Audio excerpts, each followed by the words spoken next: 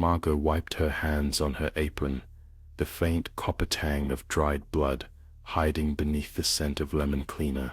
The sun was dipping behind the vinyl-clad houses, neat hedges casting long, finger-like shadows across her freshly mopped kitchen floor.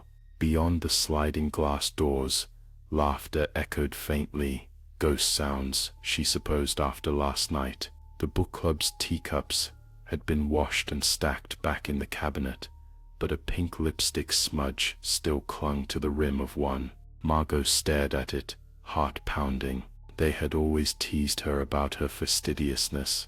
"Margot, nothing escapes you," she'd laughed along, all the while wanting them to shut up, to stop poking at her ordered life. The police would be knocking soon, she was sure of it. Neighbors whispered, phones to their ears behind trembling blinds. But Margot was prepared. The stalker, her invention, was a meticulous construction in her police report. She'd described him in trembling detail, a pale, smiling man with yellow teeth, always lingering just at the edge of vision, sometimes in the supermarket, between cereal aisles, sometimes hiding behind the hedges right outside her kitchen window. She'd sown fear, a creeping narrative, her own private fiction weaving through the crannies of suburbia. The detective had listened carefully as she recounted how terror had come to her book club, how he'd entered through the unlocked sliding door, eyes wild, wielding a kitchen knife. Sitting at the kitchen island,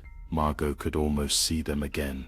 Trina, with her shrill laugh, Dee's nervous biting of her thumbnail, Linda already tipsy. Did their eyes recognize her beneath her rage? Or did they believe, even at the end, in the stalker she'd conjured for them, the faceless evil? She'd made sure it was messy, for realism.